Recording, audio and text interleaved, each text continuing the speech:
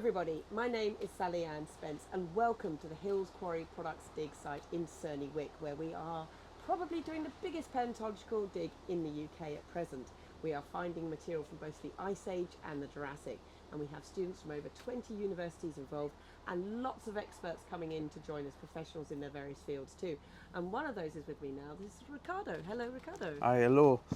So, who I am? Riccardo Briganti. I'm actually my profession is very far from paleontology. I'm a associate professor in engineering, and I study for research coastal erosion. So, it's my focus in research. But paleontology is my hobby, but actually the two things are connected. So I take this occasion to talk to you about a little bit of this strange connection, which doesn't come naturally, but is actually very, very important nowadays, very important historically, above all in the United Kingdom. So the connection is coastal erosion. A lot of stuff that is exposed in the Jurassic, you certainly have seen the coast in Lyme Regis, Dorset, is actually made of clay and sediments, similarly to the Callaways. Clay is extremely subject to erosion, and so these cliffs, that we call them soft cliffs because they are particularly prone to be washed out by the waves and rain. They are quite prone to coastal erosion. So you have a lot of cliffs. 20% of the UK coastline is made of cliffed coasts that they are eroding, and it comes they coincide with some of the most fossiliferous zones in the UK. So there is a very very tight connection between paleontology, geology, and what I do for a living. So actually, I come from Italy. Cliffed coasts in Italy, they are not the same. We have hard cliffs, and so I said, okay, let me see some soft cliffs, because I'm studying it. So mostly I do numerical models. So let me see and maybe revive one of my patients as a kid. And so 3 years ago, I did a trip to Lyme Regis with my daughter, and every 2 weeks I'm collecting in eroding coasts and collecting fossils. So that's pretty much, is very interesting. Scientifically, the connection between what is nowadays an eroding coast and what was the Jurassic landscape is extremely scientifically interesting. We should work more between us geomorphologists and geologists to understand how the geology drives the resistance of these cliffs to waves. So yeah, it's very fascinating. So when you're on the dig with us, you are concentrating more on the Jurassic pit area then? Yes. And you've bought three blocks of fossils to show us. Yes. That is just a fossil, isn't it? Yeah, that's one of the most strange animals that you can come across in the Callaways is an ammonite called Cadoceras. The genus is Cadoceras. Okay. Looks like a ball. And what Harry to come over. Yeah. Harry, can you bring the camera over to show people? So this is the living chamber. Inside there is a phragmacone that is usually calcified, and just imagine this animal here with a very weird shape. So imagine something like an octopus that was just living in this thing. For me, is incredible to imagine something like that. It's extremely difficult to imagine something in the modern seas that looks something like that. We have nothing comparable. So it's an extremely interesting animal. And these are Propanulides, probably some of the most common ammonites in these sediments. 2 different preservations, but so beautifully preserved.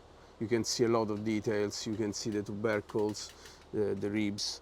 And it's always, no matter how long you have been doing this as a job or as a hobby, whenever you expose one of these and you know that you are the first person that they see after Amazing. 166 million years is always a fantastic emotional moment.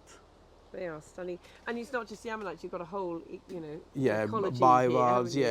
haven't you? They are basically 3D snapshots of the sea bottom as it was at that time. So that's what fascinates me of the Jurassic. In this site, you have another example of how water has shaped the landscape, because it has been explained in other videos beautifully more than I can do now. But there was the River Thames run through the site, and you can see how actually the rivers, they are so powerful to excavate, to shape the land, to dig out fossils and transport them. Another example we have in the UK, which is amazing, is the Holderness, which is actually the fastest eroding coast in Europe, actually in the world, I would say. It's 2 meters per year the cliff is receding, and it is the result of the transport of glacial till to the coast that happened in the Ice Age. And you can find fossils from the Jurassic in Ice Age deposits. So here the driving agent has been the river to reshape and deposit. Here was the glacial. So all these forces of nature, basically, they shape the land, they shape geology. It's a very, very intimate feedback between the two. Is fantastic. I mean, coming to this dig is really, you can see firsthand and in situ what happens. So it's an extremely interesting scientific experience. Just the fact that you can see these forces, how they acted, and what left on the ground. Well, I think it's fantastic, and it's great to have you with us because you bring yet another perspective to what the data we're collecting and the overall sort of picture of what was going on here too. You know, it's fantastic, and you've been able to find fossils as well. Yes, I found a couple of propanolites, Cadoceras, not as big as this one. This one I haven't found it. This is a fantastic example. Found a much smaller one, but yeah. No matter small or big, is always a great emotion to find one. Yeah. Well, it is fantastic to have you with us. It really is, and as I said, for your input is really, really important. The more people we get involved with this on the scientific side, and you know, it's brilliant because it builds up a bigger picture. This is a dig that's going to be stopping in a week's time, or 6 days now.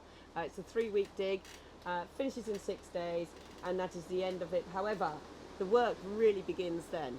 The beginning of sort of prepping specimens and everything else, but all that data is going to be translated into papers and a lot more, and hopefully another museum exhibition, because we had one last year at the end of our dig. So lots and lots of things to go through. So thank you for joining us. Thank you for having me. And that is a very real connection to the whole thing. And keep following these videos because we will be uploading them constantly. They are being recorded live and edited in the field, very raw footage. We want you to enjoy the whole experience with us. So please look for that hashtag Task Force.